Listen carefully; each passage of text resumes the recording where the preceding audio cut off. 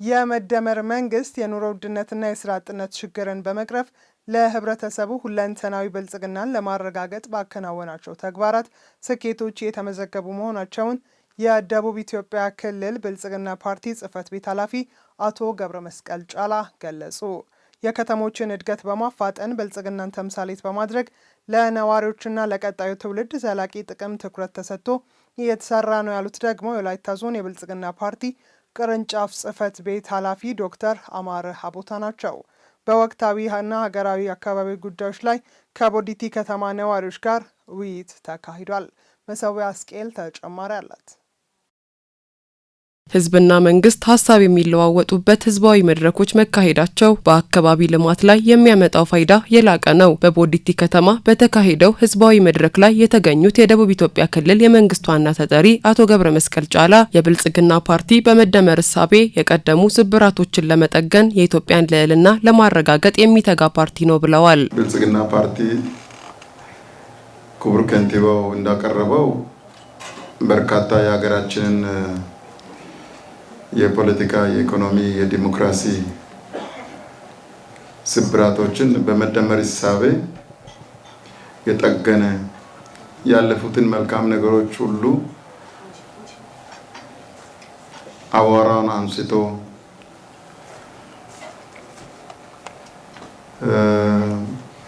የሻገተውን ጠራርጎ መልካም መዓዛ እንዲኖረው አድርጎ የኋላውን ሳይንቅ ከትንሽም ነገር ቢሆን ጀምሮ መልካም የሆኑት ነገር ልቅም አድርጎ አሰማምሮ ለቀጣይ ትውልድ ዘላቂ ጥቅም እንዲሰጥ በማድረግ የቀድሞ ክፋቶችን፣ ቁስሎችን፣ ስብራቶችን ደግሞ በማከም ዛሬን ተግቶ በመስራት የህዝባችንን ሁለንተናዊ ብልጽግና ለማረጋገጥ ሰብአዊ ልዕልናችንን፣ ኢኮኖሚያዊ ልዕልናችንን፣ ዲፕሎማሲያዊ ልዕልናችንን ለማረጋገጥ ዛሬን የሚተጋ ነገን ደግሞ የሚተልም ፓርቲ ነው። የመድረኩ ተሳታፊዎች ከዚህ ቀደም ለተሰሩ መልካም ስራዎች እውቅና ሰጥተው በቀጣይነት ሊሰራባቸው በሚገቡ ነጥቦች ላይ አጽንኦት ሰጥተዋል። በዚህ መንግስት ስለ ሰላም ጉዳይ ቀን ተሌት እንደሚሰራ ይገባናል። ጥሩ ነገር እየታየ ነው። ሰላም ደግሞ በእርግጥ በአንድ በተወሰኑ አካላት ብቻ ሊረጋገጥ የሚችል ነገር ሳይሆን በህዝብ ተሳትፎ ሲጎለበት ነው። እኛ የህዝብ በዚህ በሰላም ጉዳይ ምን ያህል ተሳታፊዎች ነን፣ ራሳችን እንደሰውተን ሰጥተናል ወይ የሚለው ነገር ልናስበት የሚገባው ነው። ሰላም ከሁሉም በላይ ሰርቶ ለመኖር፣ ወጥቶ ለመግባት፣ ወልዶ ለማሳደግ ለሁሉም ነገር ሰላም ነው ቅድሚያ ሊሰጥ የሚገባው። በዚህ ላይ መንግስታችን እስካሁን ባለው ነገር ላይ ያው አሁንም ጠበቅ አድርጎ በሰላም ጉዳይ ላይ ቢሰራ መልካም ነው የሚል ነገር አለ። የብረት ድልድይ ምናምን መስራት ቅድም ካንተባው እንዳቀረበው አይቻልም። ነገር ግን የእንጨት ድልድዮች ለመስራት የሁሉም ቀበሌ አቅም አንድ አይደለም። አንዱ ቀበሌ እንጨት ያለው አለ፣ አንዱ ቀበሌ ገንዘብ ያለው አለ። ስለዚህ በበላይነት የሚያስተዳድረው የከተማ መንግስት እንደመሆኑ መጠን ቢቻል እንኳን እንጨት የሚገዛበት ገንዘብ እኔ ይህን ስብሰባ ሲገባ አደራ ያሉ እንትኖች አሉ ያውቃሉ። ድጎማ ትንሽ ቢደረግ የህዝቡን ጥያቄ ለመመለስና የተጀመሩ የልማት ስራዎችን ለማስቀጠል በመንግስት በኩል ትኩረት ተሰጥቶ እየተሰራ መሆኑ ተገልጿል። ልማትም እንደገና ከመሰረተ ልማት፣ ከመንገድ መሰረተ ልማት፣ ከኔትወርክ፣ ከውሃ፣ ከመብራት ጋር የተያዙ ነገሮች ከኛ ስኮፕ ውጪ የሚሄዱ አይደሉም። ከተማውንም በጋራ እየገመገምን ስለመራን የታለሙ የታቀዱ ነገሮች አሉ።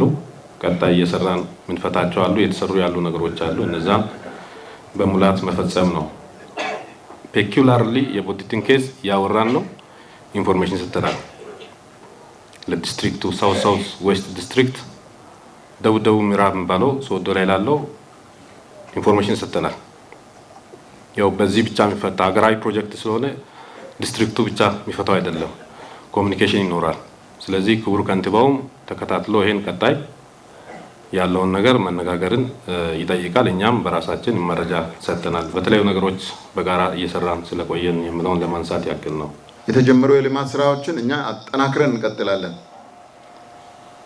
እንደ ብልጽግና ፓርቲ ሀገራዊ ፓርቲ ነው። ህዝባችንን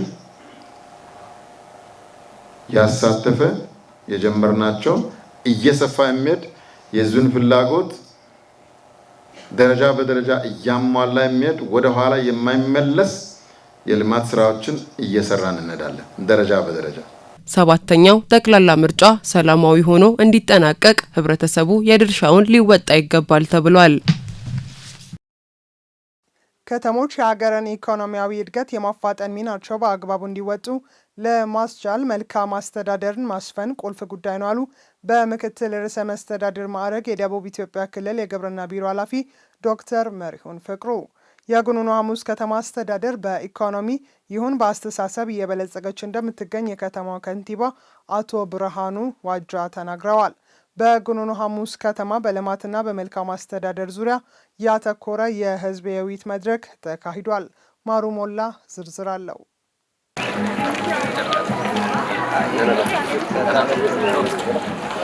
በህዝብ ውይይት መድረኩ ላይ የተገኙ የከተማዋ ነዋሪዎች በቀጣይ የሚደረገውን ሰባተኛውን ጠቅላላ ምርጫ ሰላማዊና ፍትሃዊ እንዲሆን የሚጠበቅባቸውን ለመወጣት መዘጋጀታቸውን አመላክተው መንግስት በሰው ተኮር ተግባራትና በከተሞች መሰረተ ልማት ስራዎች ላይ የታዩትን ጠንካራ ጎኖች በስራ ዕድል ፈጠራ መድገምና የኑሮ ውድነትን ማረጋጋት እንደሚገባው ተናግረዋል። በዚህ አዳራሽ የተገኘን ሁላችንም በደንብ ሰንስ ማድረግ ያለብን መንግስት ስቴብል ሲሆን ልማት ይሄዳል፣ ልማት ይጨምራል። መንግስት ኮምፕሬሄንሲቭሊ ሊሰራ ይችላል ማለት በየጊዜው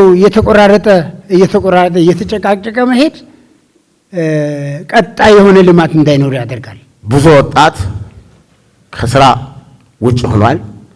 ብዙ ወጣት መንገድ ላይ እየወጣ ነው ያለው።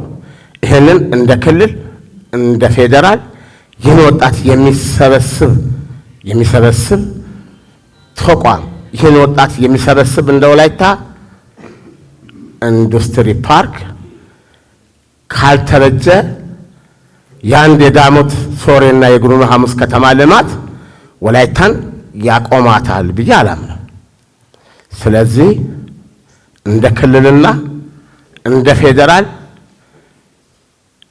ይህ ወጣት በምን ማዕከል ውስጥ ይሰበሰባል ብሎ ፓርቲያችን ብልጽግና ያስባል ወይስ ደግሞ ምን ታቅዷል? አገልግሎት ላይ መኪናዎችን ደብቆ ያሉት ሰዎች አሉ። መኪናዎችን ደብቆ በሌላ ቦታ ላይ አስቀምጠው ሌላ ነገር የሚያወሩ ሰዎች አሉ።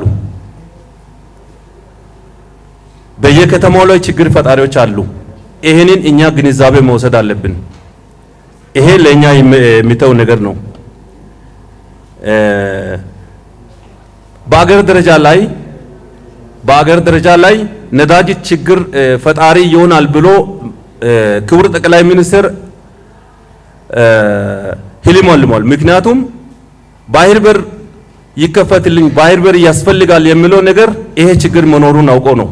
ባህር በር ቢከፈት ኖሮ መንገዱ ክፍት ቢሆን ኖሮ ይሄ ችግር አይከፍትም ነበር። በምክትል ርዕሰ መስተዳድር ማዕረግ የደቡብ ኢትዮጵያ ክልል የግብርና ቢሮ ኃላፊ ዶክተር መሪሁን ፍቅሩ በበኩላቸው ታማኝ አመራርና ልማት ወዳድ ማህበረሰብ ሲቀናጅ እንደ ጉኑኑ ሐሙስ ከተማ ለውጥ እንደሚያመጣ ጠቅሰው በምርጫ ካርድ በሰላማዊ መንገድ መንግስትን ማቆም የለመደው ህዝብ በፊታችን ባለው ምርጫም ንቁ ተሳትፎ ማድረግ እንዳለበት ተናግረዋል። እኛ የወከልነው ራሳችንን አይደለም። እኛ የወከልነው ቤተሰቦቻችንን አይደለም። እኛ የወከልነው ጎሳችንን አይደለም። እኛ የወከልነው ቀበሌያችንን አይደለም። እኛ የወከልነው ወረዳችንን አይደለም። እኛ የወከልነው መላው ወላይታን፣ እኛ የወከልነው መላው የደቡብ ኢትዮጵያ ብሔር ብሔረሰቦችን፣ መላው ኢትዮጵያን። ስለዚህ ይሄ ውክልና ጸንቶ ሊቀጥል የሚችለው ዴሞክራሲን ስናጸና ነው። ዴሞክራሲ የሚጸናው በመጀመሪያ ወይም ለዴሞክራሲ ጽናት አልፋና ኦሜጋ የሆነው ፍትሃዊ፣ ሰላማዊ ኤንድ ዴሞክራሲያዊ ምርጫን እውን ማድረግ ስንችል ብቻ ነው።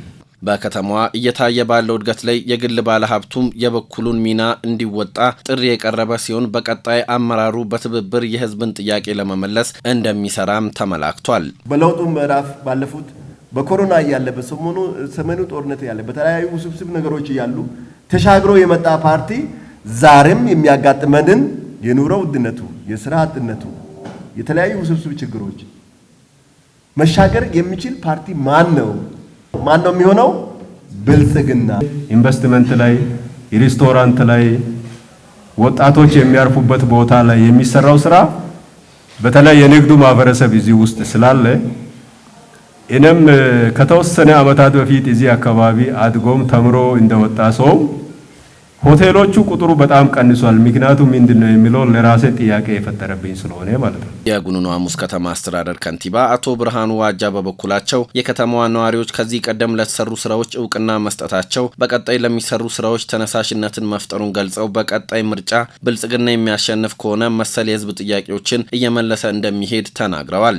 ያለፈውን አመስግኖ የሚመጣውን ደግሞ በዚህ ልክ ትኩረት ቢደረግ ጥሩ ነው የሚል ሐሳብ የቀረበበት ሁኔታ ነው ያለው። ይሄ እንግዲህ እንደ ከተማችን ባለፉት 5 አመታት ዋና የሚባሉ የመሰረተ ልማት ስራዎችን በስፋት የሰራንበት፣ ህዝብን በአግባቡ ያሳተፍንበት፣ የፓርቲ መሪነትን የመንግስት ቅንጅትን በደንብ ያየንበት፣ የተሻለ ዲሞክራሲ ተለማምደን ምርጫው ፍትሃዊ ዲሞክራሲያዊ ሆኖ ሲጠናቀቅ በአፍሪካም በዓለምም የተሻለች ኢትዮጵያ ዲሞክራሲን ኤክሰርሳይዝ ያደረገች ኢትዮጵያ ለመባልም ጭምር እኛ ቆርጠን እየሰራን ያለንበት ሁኔታ ነው ያለው። ህዝቡ ይሄንን አረጋግጧል። ዛሬ ይሄ ነው በአጠቃላይ ያለው ነገር። ጥቂት ቀናት ብቻ በቀሩት ጠቅላላ ምርጫ ላይ ሁሉም የማህበረሰብ ክፍል ድምጹን በመስጠት በሀገር ግንባታ ላይ የበኩሉን ድርሻ እንዲወጣም ጥሪ ቀርቧል። ጠረጴዛ ልማት ማህበር የመንግስት እቅድን የሚደግፉ የተለያዩ የልማት ስራዎችን በማከናወን ህብረተሰቡን ተጠቃሚ እያደረገ መሆኑን የወላይታ ሶዶ ከተማ ከንቲባ ወይዘሮ እታገኝ ኃይለማርያም ገለጹ።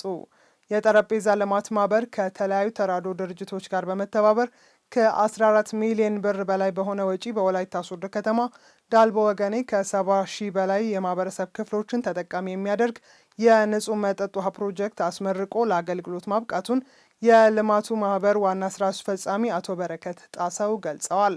የፕሮጀክቱ መጠናቀቅ ከዚህ ቀደም ይታይ የነበረውን የንጹህ መጠጥ ውሃ ችግር የፈታ መሆኑን የአካባቢው ነዋሪዎች ተናግረዋል። ፍሬው ተስፋዬ ተጨማሪ አላት። ለትርፍ ሳይሆን በተለያዩ የልማት መስኮች በመሳተፍ የማህበረሰቡን ማህበራዊና ኢኮኖሚያዊ ችግሮችን ለመፍታት አቅዶ የተመሰረተው የጠረጴዛ ልማት ማህበር መንግስትን የሚደግፉ የተለያዩ የልማት ስራዎችን በማከናወን ህብረተሰብን ተጠቃሚ እያደረገ ይገኛል። በወላይታ ዞን ሶዶ ከተማ አስተዳደር በደልቦ ወገኔ ቀበሌ ዜጎችን ተጠቃሚ የሚያደርግ የንጹህ መጠጥ ውሃ ፕሮጀክት ገንብቶ በማስመረቁ ከችግራችን ተላቀናል ይላሉ የአካባቢው ነዋሪዎች። ነበረ ውሃ ላይ የተደረገ እስከ ዳልቦ ይሄዳል ተብሎ ተከልክሎ ነበረ። እግዚአብሔር ይመስገን አሁን ሁሉም ነገር ጥሩ ሆኖ በቃ ውሃ ልማቱ ውሃ እስከ ሰው ሁሉ እንደሚጠቀም አድርገው እዚህ ስላመጡና ኮሪደር ልማት የሚባለው ሁሉም ነገር እዚህ ስላደረጉ እግዚአብሔር ይመስገን፣ እግዚአብሔር ይስጣችሁ። በጣም እናመሰግናለን። የውሃ እጥረት በጣም አለ። እንደዚህ በርካታ አግኝተንም አናውቅም። እስከ 5 ሰዓት ባለው ድረስ ከተገኘ እንቀዳለን፣ ካልተገኘ ደግሞ ወደ ዳልቦ ይሄዳል። ከዛ ደግሞ ውሃ አጥተን ጀርካን ባዶ ጭነን ወደ ቤታችን እንሄዳለን። ከዛ ደግሞ ከዛም ካጣ ነው ማለት ነው እዛ ሩቅ ቦታ አለ በ20 ተሸክመን ተሰቃይተን እስከ 3 ቀን ድረስ ውሃ የማናገኝ ሁኔታ አለ። እግዚአብሔር ይባርካቸው። አሁን በጣም እርካታ በጣም እኛ ደስ ብሎናል። ማህበሩ በዞኑ በተለያዩ አካባቢዎች ትምህርት ቤት፣ መጸዳጃ ቤቶችን፣ የንጹህ መጠጥ ውሃና ሌሎች ፕሮጀክቶችን በመስራት የህብረተሰብን ችግር እየቀረፈ ይገኛል ያሉት በማህበሩ የፕሮጀክት አስተባባሪ አቶ ዳዊት ዳልጋ ናቸው። ይሄ ፕሮጀክት በስዊስ ቸርች ኤድ የተደገፈ ፕሮጀክት ነው። በዋናነት ውሃ መልሶ በመጠገን የተማሪዎች ትምህርት ቤት ለሽንት ቤት ግንባታ፣ የእጅ መታጠቢያ ስራዎችን፣ የሴቶች ልጆች የንጽህና መጠበቂያ ክፍል ግንባታ፣ እዛ ሻወር በማስገባት ተማሪዎች በስርዓት ትምህርታቸውን እንዲማሩ ትምህርት ቤቱ ምቹ መማሪያ ቦታ እንዲሆን የራሱን አስተዋጽኦ እያበረከተ እንዲሁም በጤና ጣቢያዎች ላይ የተለያዩ የውሃ ስራዎችን፣ የመዋለጃ ክፍል ጥገና፣ በእያንዳንዱ ክፍሎች ጤና ጣቢያ ላይ ውሃ እንዲኖር እና ጤና ጣቢያው ለታካሚዎች ምቹ እንዲሆን ያንን ስራ እየሰራ ይገኛል። ልማት ማህበሩ ከተለያዩ ተራዶ ድርጅቶች ጋር በመተባበር ከ14 ሚሊዮን ብር በላይ ወጪ በማድረግ ዳልቦ ወገኔ አካባቢ የንጹህ መጠጥ ውሃ ፕሮጀክት በተወሰኑ ወራት ውስጥ ገንብቶ አስመርቆ ለአገልግሎት ማብቃቱን የልማት ማህበሩ ዋና ስራ አስፈጻሚ አቶ በረከት ጣሰው አብራርተዋል። ታያላችሁ የዚህ ፕሮጀክት ዋና ዓላማ ለማህበረሰቡ ለትምህርት ቤቶችና ለጤና ተቋማት የንጹህ ውሃ የንጽህናና የሳኒቴሽን አገልግሎት ማሻሻል ነው። ይህ ፕሮጀክት እንግዲህ ሲሰራ ብቻውን አይደለም የሚሰራው፣ ከመንግስት ጋር ነው። ከመንግስት ጋር ተያይዘን አንድ ላይ ተፈራርመን የምንሰራው ስራ ነው። በዚህ ሂደት ውስጥ የደቡብ ክልል ፋይናንስ አለ፣ ውሃና ኢነርጂ አለ፣ ከጤናና ትምህርት ቢሮዎች ጋር በመፍጠር ነው የምንሰራው። ይህንን ፕሮጀክት የሚደግፈው አሁንም እንደሰማችሁት ሄክስ የሚባል የስዊስ ቤተክርስቲያን ተራድኦ ድርጅት ነው ገንዘቡ የሚሰጠን እሱ ነው የሰጠን። ፕሮጀክቱ የተሰራው ከህዳር 01 2026 እስከ ግንቦት 30 27 እስካሁን ድረስ ባለው በ45 ወራት ብቻ የተጠናቀቀ ፕሮጀክት ነው። የፕሮጀክቱ አጠቃላይ በጀት እስከ 14 ሚሊዮን ብር ይደርሳል። በፕሮጀክቱ ተጠቃሚ የሚሆነው ህዝብ ደግሞ 72345 ህዝብ ይሆናል ማለት ነው። እንደ ወላይታ ሶዶ ከተማ አስተዳደር የተለያዩ የልማት ስራዎችን እንደነዚህ ካሉ መንግስታዊ ካልሆኑ ድርጅቶች ጋር ተቀናጅተው እየሰሩ መሆናቸውን ያነሱት የከተማዋ ከንቲባ ወይዘሮ ታገኝ ኃይለማርያም የጠረጴዛ ልማት ማህበር ያስገነባው የንጹህ መጠጥ ውሃ ፕሮጀክትን የአካባቢው ማህበረሰብ በተገቢው እንዲገለገልበት አሳስበዋል። ጠረጴዛ ልማት ቃልዮት ቤተክርስቲያን የጠረጴዛ ልማት እንግዲህ እንደዚህ የሚታዩ ልማቶችን ከመንግስት ጎን ሆኖ እየሰራ ይገኛል። ቃልዮት ቤተክርስቲያንም እንደዚሁ እኛን በጸሎት ለሀገራችን ሰላም ከመጸለይ ባሻገር እግዚአብሔር በምንሰራው ስራ ሁሉ እንዲረዳን በጸሎት ከማገዝ በተጨማሪ እንደዚህ መሰረተ ልማቶችን የህዝቡን ችግር እየለዩ በጋራ መንግስት ሊደርስባቸው በማይችሉባቸው ጉዳዮች ላይ በዛሬ እንግዲህ ውሃ ምረቃ ላይ ተገናኝተናል። የጤና ተቋማትን፣ ትምህርት ቤቶችን፣ የወጣቶች የስብዕና ማዕከላትን እንደዚሁ በጋራ እየሰሩ ስላሉ እግዚአብሔርም እየረዳን ስላለ አንዴ ልታመሰግኑልኝ። ህዝብ መንግስትም እንደዚህ የልማት ድርጅቶችም ይሰራሉ። የተሰራውን ግን ውጤት የሚኖረው ህብረተሰቡ የኔ ነው ብሎ ሲንከባከብ ብቻ ነው። አሁን እዚህ የምናየውን ታንከሩን ጨምሮ ቦኖችን ጨምሮ ህዝቡ ቤት ለቤት የዝርጋታ ከውሃ ልማት ጋር ቀጣይ እስከሚሰራ ድረስ ግን ደግሞ የተሰሩ ቦኖችን በመጠበቅ ማህበራትን ተጠናክረው የኔነት ስሜት ተሰምቷቸው እንዲጠብቁ ያስፈልጋልና ሁሉም የራሴ ነው ብሎ ካላለ በስተቀር የተሰራውን ልማት ብቻ ከመንግስት ከተሰራ በኋላ ውጤት የሌለው እንዳይሆን በዚህ አጋጣሚ አደራ ላለው የጤና ተቋማትና ትምህርት ቤቶችን ጨምሮ በየአካባቢዎች እንደዚህ ያሉ የንጹህ መጠጥ ውሃ አቅርቦት ተደራሽ ማድረግ ጤናማ ዜጋን ለማፍራት ይረዳልም ተብሏል። ታዳጊና የነገ ሀገር ተረካቢ ትውልድ አዲስ ነገሮችን የሚያፈልቅና በአእምሮ የበለጸገ እንዲሆን የማንበብ ልምድና ችሎታን ለማዳበር ሊሰራ እንደሚገባም ተገለጸ። ማንበብ ሙሉ ሰው ከማድረግ ባሻገር ዜጎችን በእውቀት ለማነጽ ከሚያስችሉ ጉዳዮች አንዱ መሆኑም ተመላክቷል። የወላይታ ዩኒቨርሲቲ ይህንን ኃላፊነት ለመወጣት ወላይታ ታነባለች በሚል መሪ ቃል የተለያዩ የመጽሐፍት መደብሮችንና ጸሐፊያንን ያሳተፈ የመጽሐፍ አውደ ርዕይ አካሂዷል። ሀና ደረሰ ተጨማሪ አላት።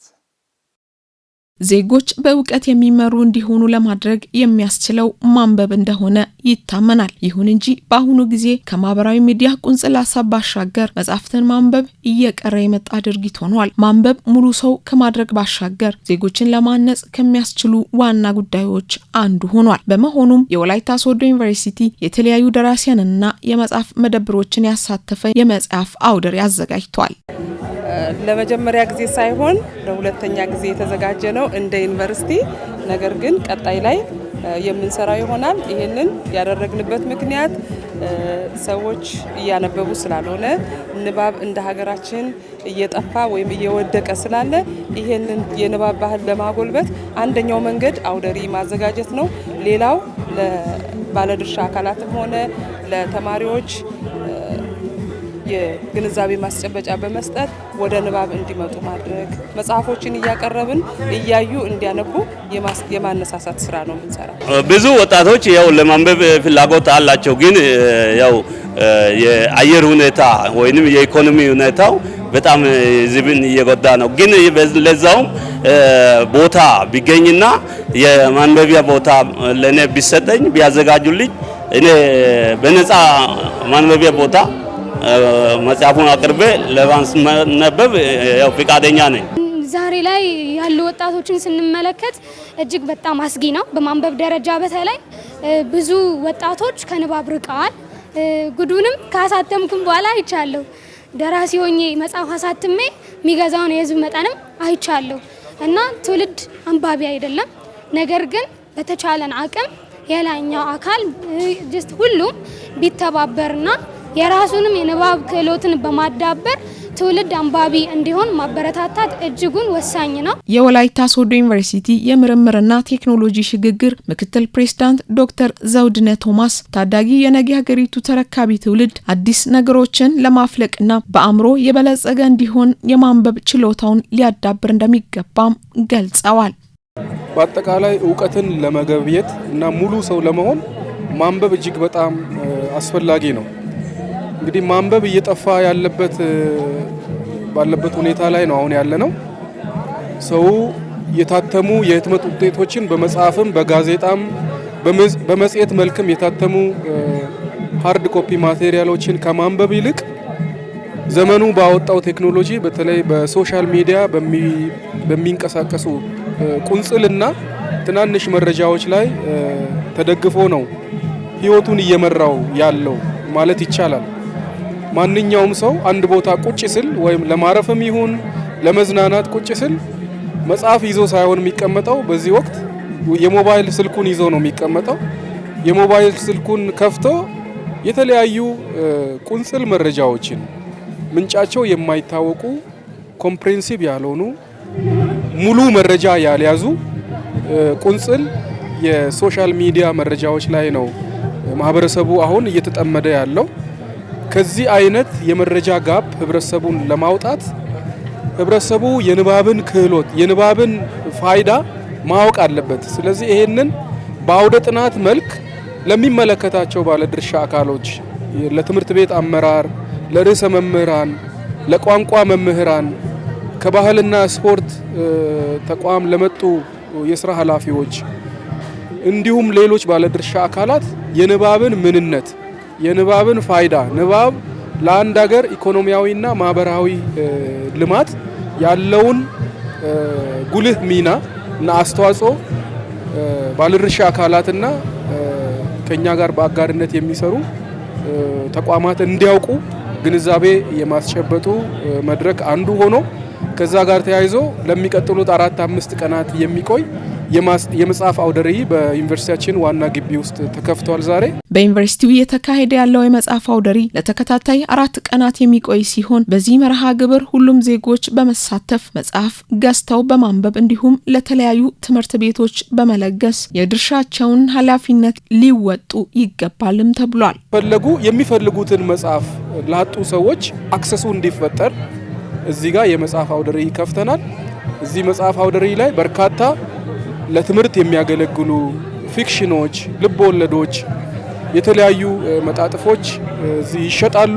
ያንን የሚያደርጉ የመጽሐፍ ሽያጭ ላይ የሚሳተፉ ድርጅቶች መጥተዋል። መጽሐፎቻቸውን ለእይታ አቅርበዋል። ሰዎች እየገዙ ነው። ተማሪዎች ይገዛሉ፣ መምህራን ይገዛሉ።